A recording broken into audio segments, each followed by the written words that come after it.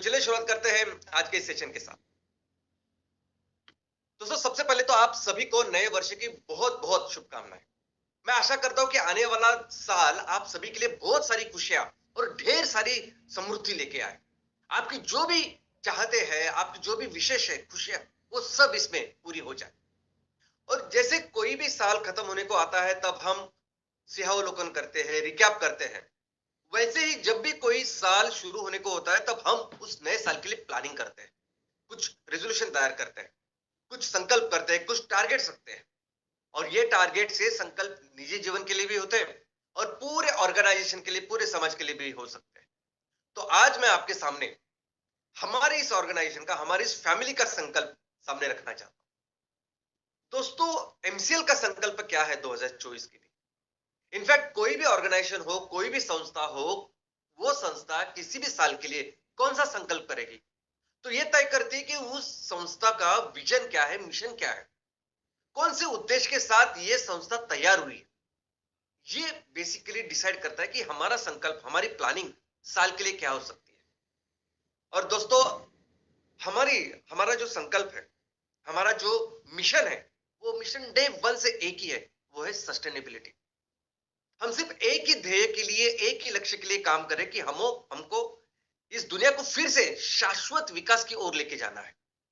करोड़ों साल से जैसे दुनिया चल रही थी वैसे ही आने वाले हजारों लाखों करोड़ों साल ऐसे ही चलती रहे। और ये दुनिया जो डेवलप हो रही है, जो विकसित हो रही है, उसके लिए जो भी जरूरी चीजें हैं वो हम बनाएंगे ना। वो चीजों की निर्मित हम करें, जो चीजें हमारी जो जरूरतें हैं वो उसको पूरा करें, और इसके साथ साथ हमारे पर्यावरण का भी ख्याल रखें। ये इस एक लक्ष्य के साथ हमने शुरुआत की है। इस लक्ष्य के साथ हमने इस कंपनी, इस संस्था की स्थापना की है, और इसी लक्ष्य के डायरेक्शन में हमें आगे बढ़ना है। तो फिर इस लक्ष्य के दिशा में इस साल का हमारा संकल्प क्या है? तो हमारा संकल्प बहुत सिंपल है। वो है, हमें अपने सभी जो प्रोजेक्ट्स है, जो भी प्रोजेक्ट हमने डिक्लेयर किए हैं, जो भी शेड्यूल किए हैं, ये सभी प्रोजेक्ट्स पूरे करने हैं। दोस्तों, अभी तक हम 3 अलग-अलग सेक्टर्स में काम कर रहे हैं। हम काम कर रहे हैं बायोफ्यूल में, जैव ईंधन में, हम ऑर्गेनिक फार्मिंग, फूड उसमें, और सस्टेनेबिलिटी प्रोडक्ट में। अभी इस तीनों चीजों में जो जो प्रोजेक्ट हमने संकल्प किया है, हमने शेड्यूल किया है, वो प्रोजेक्ट हमें इसमें पूरे करने हैं। लेकिन हमारी जो जर्नी है, हमारा जो सफर था, वो बाकी की कंपनी जैसा नहीं रहा। इनफैक्ट हम जैसा काम कर रहे हैं वो एक्सपेक्टेड है, अपेक्षित ऐसा काम नहीं कर रहे। कोई भी कंपनी कैसा काम करती है? कोई भी कंपनी हो दुनिया की बिजनेस में, वो पहले तो एक प्रोजेक्ट के ऊपर काम करती है। एक सिंगल प्रोजेक्ट, एक पहले सिंगल प्रोजेक्ट लगाती है, उसमें पूरी तरह से बिजनेस साइकिल एस्टेब्लिश करती है, उसमें एसओपीज, उसमें टेक्नोलॉजी, मशीनरीज, इस सब चीजों को बेहतर, बेस्ट बनाती है, और बाद में उन चीजों का, उस मॉडल का, उस डेमो का फिर रेप्लिकेशन करती है, अलग अलग अपना बिजनेस फैलाती है। लेकिन हमारी जर्नी ऐसी नहीं है। हम इतने सारे तहसील में काम शुरुआत कर रहे हैं, और किसके साथ कर रहे हैं? तो आज हमें अवेलेबल जो कुछ प्लांट एंड मशीनरीज है, जिस लेवल की टेक्नोलॉजी डेवलपमेंट है, उस टेक्नोलॉजी के साथ कर रहे हैं। इतने सारे प्रोजेक्ट्स कर रहे हैं क्योंकि हर तहसील में हमारा उद्देश्य क्या है? बाकी की उन कंपनी का उद्देश्य क्या होता है कि आपको एक प्रोजेक्ट लगाना है, आपको एक मैकडोनल्ड सही तरह से करना है, एक या मर्सिडीज गाड़ी बनाए, जो कुछ है वो एक प्रोडक्ट करना है, और बस उसको ही रेप्लिकेट करना है। हमारा संकल्प क्या है कि हमें हर तहसील में आर्थिक और सामाजिक बदलाव, ट्रांसफॉर्मेशन, विकास करना है, हर तहसील का करना है। और उसके लिए हमें क्या करना है कि हर ग्राम पंचायत में हमें एक एमसीएनजी और एक एमकोल या एम कुकिंग सिस्टम, ये प्रोजेक्ट लगाना है। वहां तहसील में हमारे किसान जो भी काम कर रहे हैं, जो भी माल तैयार कर रहे हैं, जो भी उनकी फसल है, उस फसल के ऊपर आधारित हमें एग्रो प्रोसेसिंग यूनिट्स लगाने हैं। वहां के महिलाओं को, युवाओं को 100% रोजगार मिले, इसलिए कई सारे सस्टेनेबल चीजें तैयार करनी है। जो चीजें वहां के तहसील के जो भी आज पेट्रोकेमिकल प्रोडक्ट्स है, उसको रिप्लेस करें। तो ये जो पूरा बदलाव हमें करना है ना, उसकी शुरुआत कर रहे हैं हम एक प्रोजेक्ट के साथ। ये एक प्रोजेक्ट एक शुरुआत है, जिसके साथ हमें इतना बड़ा ट्रांसफॉर्मेशन करना है। इसलिए वो प्रोसेस, वो प्रक्रिया हम आज जो भी परिस्थिति में उससे शुरुआत कर रहे हैं। लोग कहते हैं कि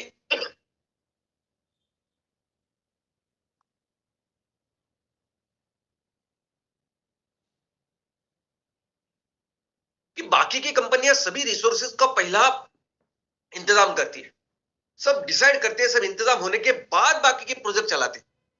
आप इतने सारे प्रोजेक्ट कर रहे हो, रिसोर्सेस, आप पहले रिसोर्सेस का इंतजाम करो ना। कई सारे मेरे मेरे दोस्त, कई सारे जो हमारे एमसीएल के लोग मुझे बोलते हैं कि इतने सारे प्रोजेक्ट्स अपने करने की जरूरत नहीं, पहले हम लोग थोड़े से प्रोजेक्ट करते हैं, पहले उसके लिए रिसोर्सेस तैयार करते हैं और बाद में धीरे धीरे करके बढ़ते हैं। लेकिन बाकी की कंपनियां जिस तरह से रिसोर्सेस तैयार करती है वैसे मैं नहीं कर सकता।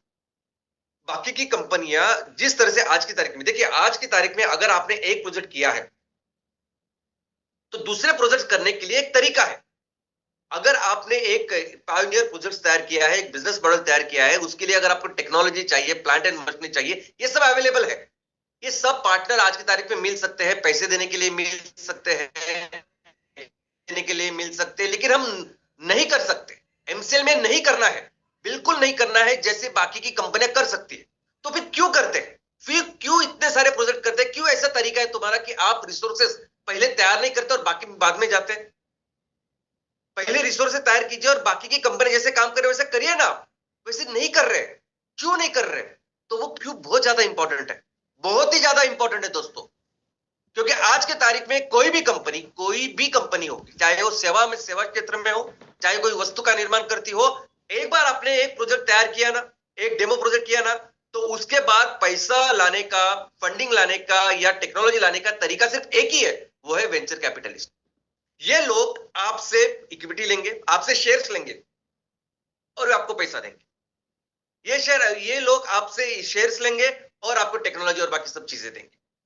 और ये जो लोग हैं वो लोग कौन है? ये लोग वहां चीन में बैठे हुए, ये लोग वहां अमेरिका में बैठे हैं, यूरोप में बैठे।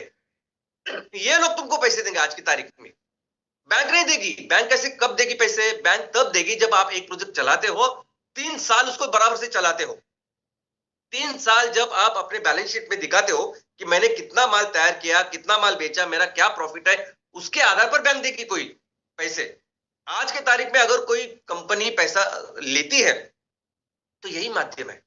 और इसी की वजह से क्या हो रहा है, आज जितनी भी कंपनियां ऐसी इस तरीके से पैसा ले रही है, ग्रो हो रही है,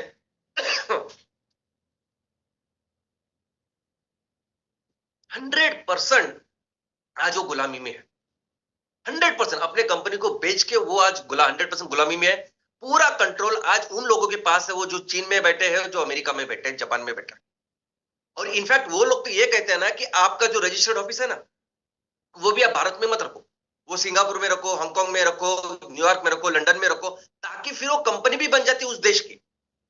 यानी आप यहाँ बैंगलोर में, दिल्ली में, मुंबई में, जयपुर में करके अपना बिजनेस करो, जिंदगी भर वो गुलामी करती रहो। पूरा बिजनेस वही, प्रमोटर वही रहेंगे, बाकी सब लोग वही रहेंगे, काम आप हम लोग ही करेंगे, धंधा हम करेंगे, माल बेचेंगे हम, और पूरा इक्विटी सब कुछ उनके कंट्रोल में रहेंगे। और एंड ऑफ द डे साल के बाद जो टैक्स भरना है वो कौन सा टैक्स भरेंगे? वो सिंगापुर में जो नियम है उसके आधार पर टैक्स भरेंगे। कैसे कर सकते हैं?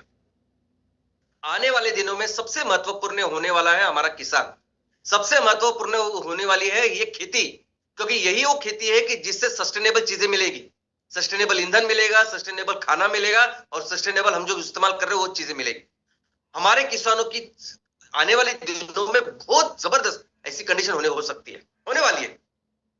तो किसी भी कंडीशन में हम ये जो हमारे किसानों का भविष्य है, हमारे देश का भविष्य, उनके हाथ में नहीं दे सकते। हम आज हमें आसानी चाहिए, आज हमें कोई टेंशन नहीं चाहिए, कोई चिंता नहीं चाहिए, इसलिए हम इतनी बड़ी कीमत, इतना बड़ा मूल्य नहीं चुका सकते। हम फिर से गुलामी में नहीं जा सकते, और यही हमारा संकल्प है। क्योंकि आप ये कोई भी कंपनी आप पढ़ के दीजिए, ये जितनी भी स्टार्टअप्स है, जितनी भी स्टार्टअप्स यूनिकॉर्न्स हो रही है, 8,000, 10,000, 15,000 करोड़ की कंपनियां बन चुकी है, बन रही है आपके आंखों के सामने। पढ़िए ना जरा, पढ़िए कैसा काम करते हो, कैसा एक पहला प्रोजेक्ट लगाती है, बाद में जाती है, आगे बढ़ती, कौन उनको पैसा देता है, और आज के तारीख में उनकी क्या क्या परिस्थिति है, कौन इक्विटी होल्डर है, क्या होता है, पूरा पढ़िए तो आपको समझ में आएगा।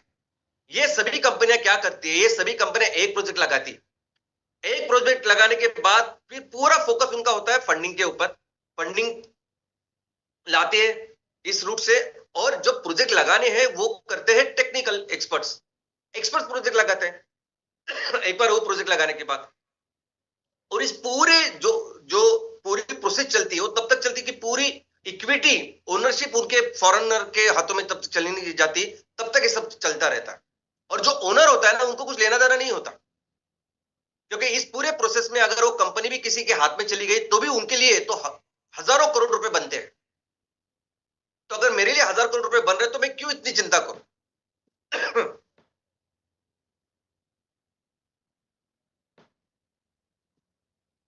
हमारा जो बिजनेस करने का तरीका है ना, हमेशा एक चीज मेरे दिमाग में आती, ये इतने हम लोग मेहनत करते हैं और मेहनत करके अगर हम 10 गुना 20 गुना 50 अगर किसी को बना के दे रहे हैं, 50 गुना पैसा, इतनी संपत्ति का निर्माण कर रहे हैं, तो क्यों ना अपने लोगों के लिए करें।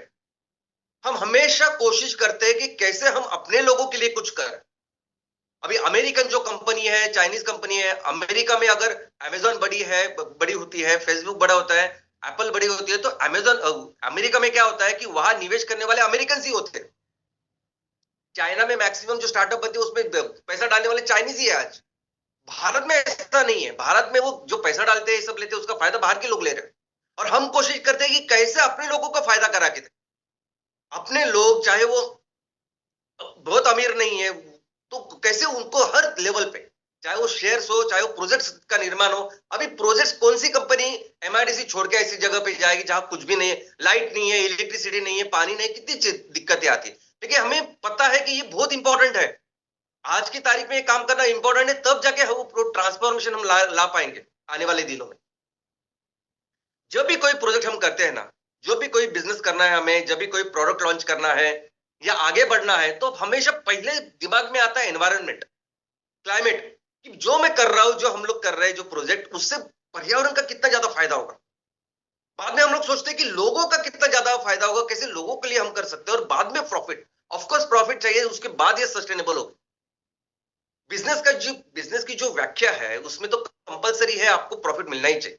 लेकिन लोग क्या करते हैं कि सिर्फ प्रॉफिट के बारे में सोचते, कौन सी ऐसी चीज है जो ज्यादा से ज्यादा सेल कर सकते हैं, पैसा कमा सकते हैं, तो चलो उसके ऊपर काम करो, बाद में बाकी की सब चीजें देखते हैं। हमारी जगह पे अगर कोई दूसरी कंपनी होती जो एमकॉल के साथ अगर प्रोजेक्ट की शुरुआत करी होती, किसी और बस एमकॉल, फिर आगे के 500 एमकॉल, 1000 एमकॉल, बस उसके बारे में सोचते। ये एमसीएस, ये बाकी की सब चीजें जो हम लोग कर रहे हैं ना, ऐसी परिस्थिति में ऐसा कोई नहीं करता। हम लोग इसलिए कर रहे हैं क्योंकि हमारा बैकग्राउंड पिछले 22-23 साल से हम जिस चीज में काम कर रहे हैं, पहले 10 साल तो हमने काम किया है सिर्फ और सिर्फ एनजीओ जैसा। पहले 10 साल जब सिर्फ हमने सोचा है एनवायरनमेंट के लिए, पहले डे वन से हम लोग बिजनेस नहीं कर रहे। हर जगह जाते थे, सेमिनार देते थे, लोगों को बताते थे कि बायोफ्यूल कितना अच्छा है, एनवायरनमेंट कितना जरूरी है, सब कुछ। लेकिन कुछ नहीं हुआ। और फिर हमें पता चला कि एक ही तरीका है जो बदल सकता है, वो है बिजनेस। और फिर ये सब चीजें शुरुआत की। तो इसलिए आज भी जब बिजनेस करने जाते हैं ना, तब बिजनेस करने के बाद पहले चीज आती है कि एनवायरमेंटल आरओआई। जब हम लोग काम कर रहे हैं, उसके साथ पर्यावरण का कितना ख्याल हम लोग रख सकते हैं। हम लोग सिर्फ एक आरओआई के बारे में, रिटर्न ऑन इन्वेस्टमेंट के बारे में सोचते हैं कि मैं इतना पैसा डालूंगा और कितना पैसा लाऊंगा। लेकिन हम सभी जो प्रोजेक्ट हम कर रहे हैं सब मिलके, वो ऐसे प्रोजेक्ट है ना कि उस प्रोजेक्ट के साथ सबसे पहले मैक्सिमम रिटर्न किस पे आएगा, तो पर्यावरण के साथ बहुत ज्यादा, बाद में लोगों के साथ बहुत ज्यादा रोजगार निर्मित इसके साथ करेंगे हम लोग, और बाद में फाइनली होगा प्रॉफिट। दोस्तों, एमसीएल जिस तरीके से काम कर रही है ना, आज आप किसी भी दूसरी कंपनी के साथ उसको कंपेयर कीजिए, कोई भी दुनिया की कंपनी लीजिए, कोई भी इधर भी काम कर रही है, किसी भी सेक्टर में काम कर रही है, उसके साथ कंपेयर कीजिए। कोई ऐसा सोचेगा नहीं कि मेरे तहसील में किसान ये काम कर रहे हैं, ये उगा रहा है ना, तो उसके ऊपर कौन सी प्रोसेसिंग इंडस्ट्री है, चलो वो डालते हैं, ताकि किसानों को फायदा होगा, हमारे लोगों का फायदा होगा। कोई नहीं करता। लोग देखते हैं कि कौन सी चीज बेचने के बाद ज्यादा पैसा कमा सकते हैं, वो पैसा कमाते हैं, और सब कुछ प्रॉफिट विपिट सब कुछ होने के बाद फिर 1% 2% जो प्रॉफिट अपना, वो लोगों के लिए खर्च करते हैं। वो भी कैसे, तो स्कूल निकालेंगे, कोई हॉस्पिटल निकालेंगे, ऐसा। लेकिन आज की तारीख में जिस तरह से एमसीएल काम कर रही है, जिस दिशा में काम कर रही है, जिस उद्देश्य के साथ काम कर रही है, जिस मिशन के लिए काम कर रही है, वहां सेम वैसे काम करने वाली एक ऑर्गेनाइजेशन है, सेम वैसा सोचने वाली, सेम लोगों के लिए, पर्यावरण के लिए, भविष्य के लिए काम करने वाली, और वो संस्था है यूनाइटेड नेशंस। यूनाइटेड नेशन आज की तारीख में वो संस्था है कि जो वैसे ही काम कर रही है सस्टेनेबिलिटी में, जैसे हम काम कर रहे हैं। यूनाइटेड नेशन की भी जो आप निर्मित और उसका भी इतिहास अगर आप देखोगे, तो 1945 में जब दूसरा विश्व युद्ध खत्म हुआ, तब इसका जन्म हुआ, इस संयुक्त राष्ट्र संघ का की शुरुआत हुई। वो किस लिए थी? सिर्फ कि बाबा युद्ध ना हो आगे जाके, पूरी दुनिया में शांतता प्रस्तापित हो। लेकिन हर स्लोली स्लोली उन्होंने हर विषय में जो अंतरराष्ट्रीय लेवल पे थे, दो देशों के बीच में थे, उसमें काम करना चालू किया। लोगों के हर विषय में उन्होंने लोगों के यानी नेशंस की, राष्ट्रों की मदद की। और ये उनका जो बढ़ता हुआ रोल, प्रभावी रोल, ये देखने के बाद 2000 में सभी देश के सभी लोग इकट्ठा आ गए, सब नेता, सब राष्ट्राध्यक्ष इकट्ठा आ गए, और उन्होंने फिर डिसाइड किया कि 2000 के बाद ये वो संगठन होगी जो संगठन पूरी दुनिया को सही दिशा में लेके जाएगा, जो संगठन पूरी दुनिया के लिए प्लानिंग, एक सब कुछ का निर्माण करेगा। और फिर यूनाइटेड नेशन को बहुत स्ट्रांग किया गया। सभी देश आज की तारीख में अपना जो जीडीपी होता है उसका एक भाग यूनाइटेड नेशन को देते हैं, और जो डेवलप्ड नेशन है वो ज्यादा देते हैं। दोस्तों, उसके बाद फिर 2000 के से लेके 2015 तक उन्होंने एक ऐसे मिशन के ऊपर काम किया कि ये जो अमीर देश है, अमीर देश बहुत अमीर थे, गरीब बहुत ही गरीब थे, तो दोनों के बीच में ये दूरियां कम हो, खत्म हो और इक्वेलिटी आए, इसलिए उन्होंने काम किया। इस 8 लक्ष्य के ऊपर काम किया जो बहुत बेसिक थे, गरीबी निर्मूलन, पढ़ाई, एजुकेशन, इन सब चीजों के ऊपर। और आज जिस विषय पे वो काम कर रहे हैं, आज अगर आप देखोगे कि 2015 से लेके 2030 तक इस कालखंड के लिए उन्होंने एक प्लानिंग की है। ये प्लानिंग किसके ऊपर है, किसके लिए है? एक सिंगल चीज के लिए, वो है सस्टेनेबिलिटी। उनको एक ही उनका मकसद है कि आने वाले दिनों में ये दुनिया सस्टेनेबिलिटी के राह पर चले। बस सेम जो काम हम पिछले 23 साल से कर रहे हैं, वो अभी 2015 के से लेके 2030 तक यूनाइटेड नेशन पूरी तरह से उसके ऊपर काम कर रहे हैं। और इसके लिए, वो काम करने के लिए उन्होंने 17 ये चीजें जो लक्ष्य है वो सामने रखी है। और दोस्तों, हम भी हमारे तहसील में जो 5E का जो हमारा मिशन है ना, वो 5E मिशन के साथ ये सभी 17 लक्ष्य पूरे होने वाले हैं। और यूनाइटेड नेशन के लिए पैसे कमाने की जरूरत नहीं, क्योंकि उनको बहुत सारे पैसे ये लोग देते ही हैं। ऊपर से बैंक वगैरह बाकी सब चीजें, जो कई सारे इंस्टीट्यूशंस है जो इनके साथ लगे हुए हैं, और हर एक चीजों में अपना कंट्रीब्यूशन करते हैं। और एमसीएल बिजनेस करती है इन सब चीजों के लिए। हर एक देश के लिए फिर ये सस्टेनेबिलिटी गोल, इसकी एक ईयरली प्लानिंग होती है। इनफैक्ट इनको हर साल का एक ब्यौरा देना पड़ता है कि इस साल में हमने क्या किया, और इसे कहते हैं वॉलंटरी नेशनल रिव्यू। हर देश, यानी यूनाइटेड नेशन के सभी देश उसके सदस्य है, तो हर देश देता है। इनफैक्ट आने वाले साल में भी हम क्या प्लानिंग करेंगे, कैसे प्लानिंग, ये प्लानिंग भी उनको देती है, और उसके हिसाब से उनको पैसे भी यूनाइटेड नेशन या जो भी सपोर्ट है वो देती है। हमारे देश में ये काम जो है, जो नोडल एजेंसी है जो एक काम करती है यूनाइटेड नेशन का, वो है नीति आयोग। तो चलिए दोस्तों, देखते हैं कि अभी ये सब, इन सब चीजों के बाद, इस मिशन के बाद एमसीएल का संकल्प 2024 के लिए क्या है। तो नंबर 1 हमारा संकल्प है सिंपल, कि हम ये सभी जो प्रोजेक्ट्स है, सभी MCNG, M coal, M cooking system के प्रोजेक्ट, ये सभी इसके आगे इस साल में फास्ट, एफिशिएंट और स्मूथ करने हैं, बहुत अच्छी तरीके से करने हैं। और हम ये समझते हैं कि आज की तारीख में कुछ इश्यूज है, आज की तारीख में जितने बेहतर, जितने स्मूथ वो प्रोजेक्ट होने चाहिए वो नहीं हो रहे। तो इस साल में संकल्प क्या है कि ये जो इश्यूज को क्लियर करना, और इस प्रोजेक्ट्स को बहुत जल्दी, फास्ट, और जितना हम लोग एक्सपेक्ट कर रहे हैं उससे बेहतर हम लोग ये कर सकते हैं, उसको करना। तो पहले समझते हैं कि हमारे इश्यूज क्या है। आज ये प्रोजेक्ट हमको अगर बेहतर करने, फास्ट करने, एफिशिएंट करने, तो इश्यूज क्या है। तो सबसे पहला इशू जो हमें सबको मिलकर एमसीएल सॉल्व करने वाली है परमानेंटली, तो वो इशू है फंडिंग।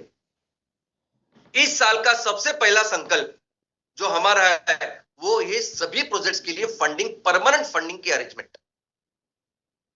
यानी अभी क्या जरूरत है, आने वाले दिनों में क्या जरूरत होने वाली है, ABCD, ऐसा नहीं।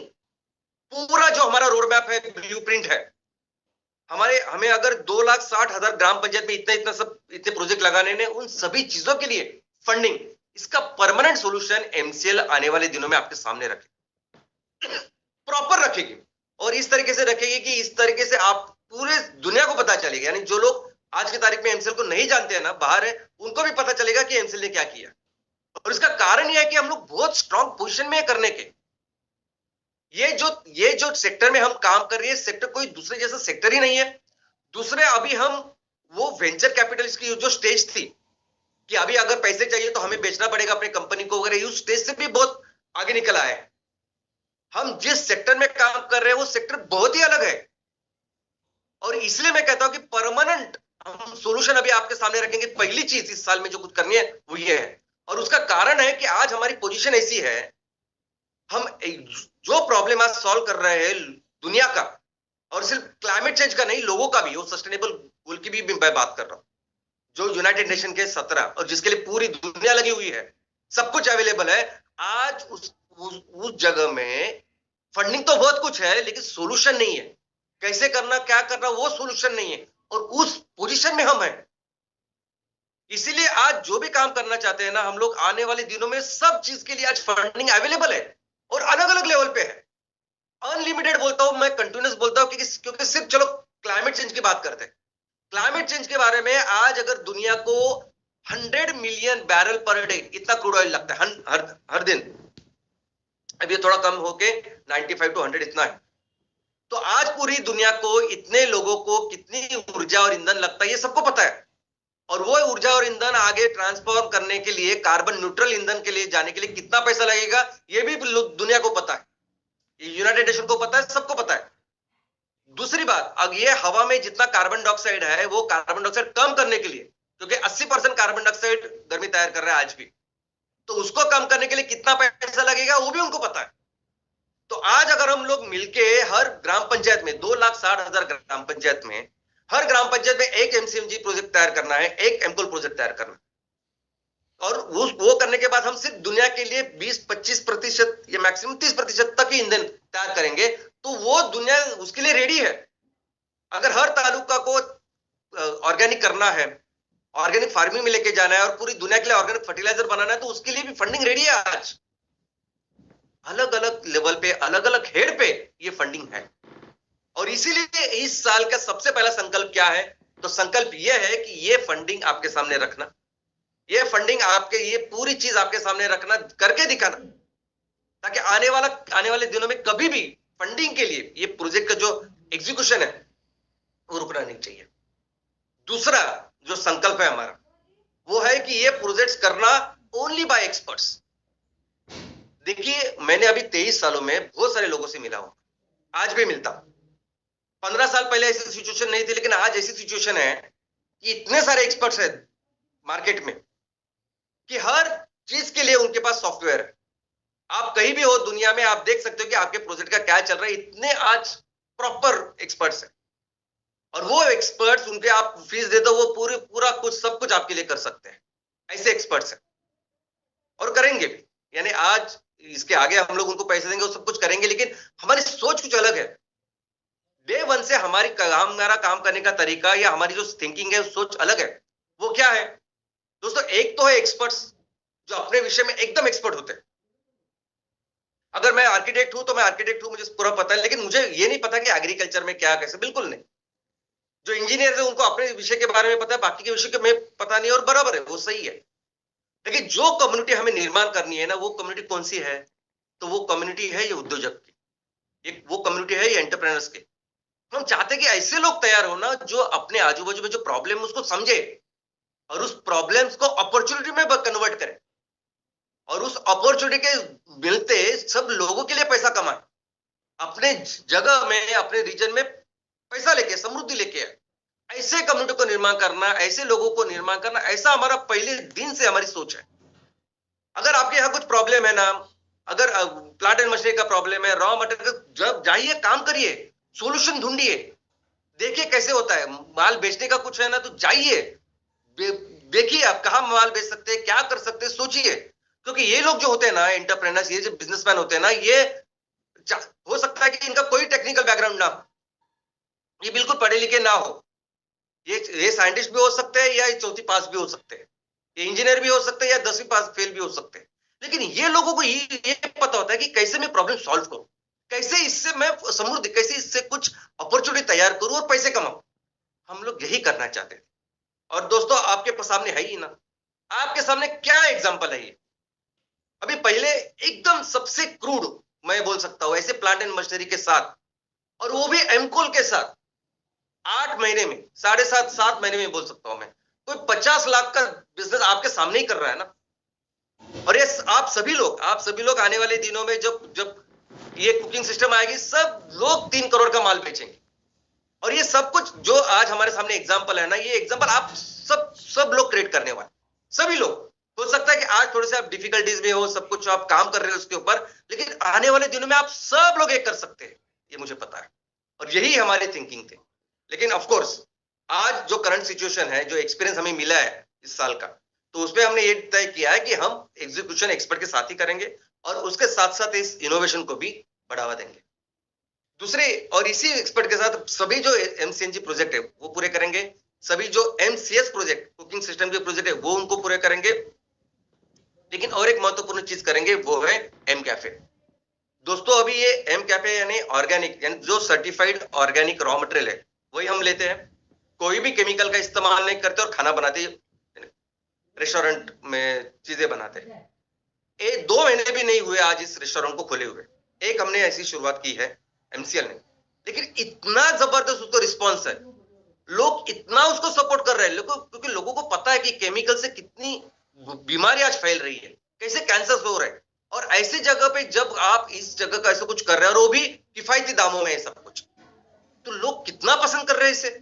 और इसलिए इस साल हमारा संकल्प है कि आपके हर तहसील में इस प्रोजेक्ट की शुरुआत करें, शहरों में कैफे या रेस्टोरेंट की शुरुआत करें, और आप खुद देखोगे कि कितना बढ़िया रिस्पांस इस चीज को आता है। इसलिए हमारा संकल्प है इस साल कि इस साल फास्टेस्ट ग्रोइंग फूड चेन हमको एम कैफे को बनाना है। और इसी के साथ हमें एमसीएल सस्टेनेबिलिटी प्रोडक्ट कई सारे इस साल इंट्रोड्यूस करने हैं, जिसकी वजह से हमारे महिला बचत गट और युवाओं को एक अच्छा रोजगार उसकी निर्मित होगी। दूसरा एक संकल्प है, वो है टेक्नोलॉजी। अभी प्रोजेक्ट फास्ट करना है तो क्या करने वाले हम, 2 चीजें, एक तो फंडिंग और दूसरा एक्सपर्ट्स काम करेंगे, ये हुई एक चीज। लेकिन दूसरी चीज हम क्या करने वाले, तो टेक्नोलॉजी के ऊपर काम करने वाले।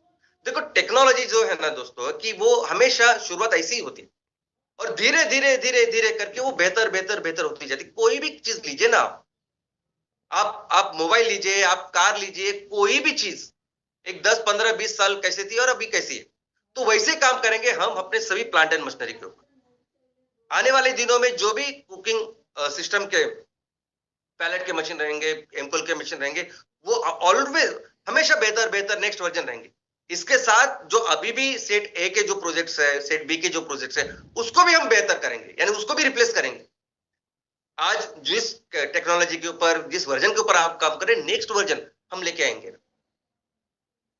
और आज कैसे कर रहे हैं कि आज हम कई सारे वेंडर्स, कई सारे जो मैन्युफैक्चरर हैं, वहां से आउटसोर्स करके आपको चीजें दे रहे हैं। लेकिन आने वाले दिनों में हम खुद का, यानी इस साल हमारा संकल्प है कि सभी चीजें हमारे मैन्युफैक्चरिंग लोकेशन से निकले और आपके पास आए। और ये सिर्फ प्लांट एंड मशीनरी के बारे में नहीं, मैं प्रोडक्ट के बारे में भी हम लोग करने वाले हैं।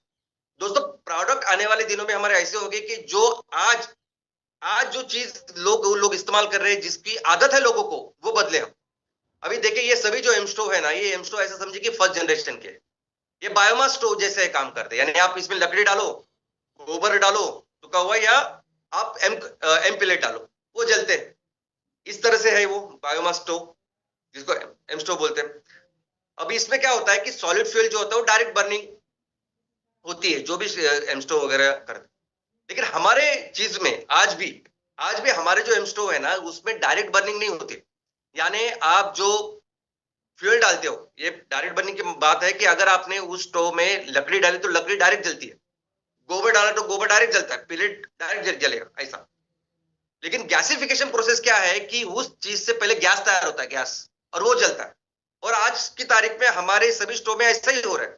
अब ये जो आप बर्नर्स देख रहे हो ना, और उसमें वो जो चीज जैसे जल रही है, ये गैस जल रहा है। लकड़ी डायरेक्ट या पिलेट डायरेक्ट ऐसा नहीं जलेगा। पिलेट अगर आप डायरेक्ट जलोगे तो ऐसा नहीं जलेगा। ये क्या जल रहा है, ये गैस जल रहा है। तो आने वाले इस साल हम लोग क्या करने वाले हैं, तो हमारे प्रोडक्ट को ऐसे बेहतर करेंगे कि यहां सिर्फ गैस जलेगी। आज की तारीख में एलपीजी या नेचुरल गैस जब जलता है, जब जो शहरों में सबसे अच्छी जगह पे अगर कुकिंग सिस्टम होता है, वो कैसे होता है, तो ऐसा मॉडर्न स्टोव होता है, वहां चलता है सिर्फ गैस। सिलेंडर एक जगह पे होता है, एक जगह पे सिलेंडर होता है एलपीजी का, वहां से गैस निकलता है और गैस जलता है। नेचुरल गैस की अगर पाइपलाइन है तो वहां से गैस आता है और गैस जलता है। आने वाले दिनों में ऐसा ही हो। आने वाले दिनों में हमारे जो एम्पिलेटर में बाजू में होंगे, आप उसको वो डालेंगे, वो स्टार्ट करेंगे, उसकी जो गैस होगी स्टार्ट, वो यहाँ जलेगी और देखिए ऐसे ही जैसे आपको अभी दिखाई दे रहा है। तीसरा महत्वपूर्ण संकल्प है हमारा, जो सबसे इंपॉर्टेंट मैं समझता हूँ कि इस साल हमें हमारी एक शाखा बहुत ही स्ट्रांग करनी है और वो है रिसर्च एंड डेवलपमेंट। दोस्तों आज की तारीख में कोई भी कंपनी अगर नंबर वन का काम कर रही है बिजनेस में, it is only because of research. हम कहते हैं कि एप्पल का प्रोडक्ट नंबर वन है, जबरदस्त जबरदस्त, उसकी वजह से वो बहुत ज्यादा बिजनेस कर रहा है। वो इसलिए है कि एप्पल का बहुत ही strong research and development. German engineering की जितने भी प्रोडक्ट्स है, जितनी भी कंपनियां काम करती है ना जर्मनी में, उसका पूरा फोकस होता है इस रिसर्च एंड डेवलपमेंट के ऊपर। और ये लोग जब इसमें पैसा डालते हैं ना, तब उसमें रिटर्न नहीं दिखाई देता। इनिशियल पैसा डालना पड़ता है, खर्च करना पड़ता है, एंड दैट इज रिक्वायर्ड। लेकिन जब आप ऐसे प्रोडक्ट लेके आते हो और आगे चले जाते हो, तो फिर आगे मार्केट में आप सबसे अच्छा बिजनेस कर सकते हो। और वैसे हमें करना है, हमें अपनी R&D इतनी स्ट्रांग करनी है कि इस सेक्टर में हमें सिर्फ पायोनियर नहीं होना कि बाबा पहला किसने हमको लगाया, एमसीएस लगाया तो एमसीएल नहीं, नंबर वन हमेशा काम हमें इसका करना। और इसलिए बहुत जरूरी है इस इनोवेशन, स्ट्रांग R&D टीम तैयार करना। और हम सबको अभिमान है कि हमारे जो प्रेरणा स्थान है वो अब्दुल कलाम सर है, उनकी टीम है, जिन्होंने इतने कठिन परिस्थिति में भी काम किया। और पूरी दुनिया में अगर आप देखोगे ना, आज की तारीख में भी सबसे ज्यादा बेस्ट साइंटिस्ट अगर कोई है तो भारतीय है। तो दोस्तों मिलके हम अपने देश को टेक्नोलॉजी में एंड ऑफ कोर्स बिजनेस में नंबर वन का काम करवाएंगे, अपने देश को दुनिया की नंबर वन अर्थव्यवस्था बनवाएंगे, और मिलकर हम अपने देश को फिर से दुनिया का सबसे महान राष्ट्र बनाएंगे। यही हमारा इस साल का संकल्प है। जय हिंद, जय हिंद।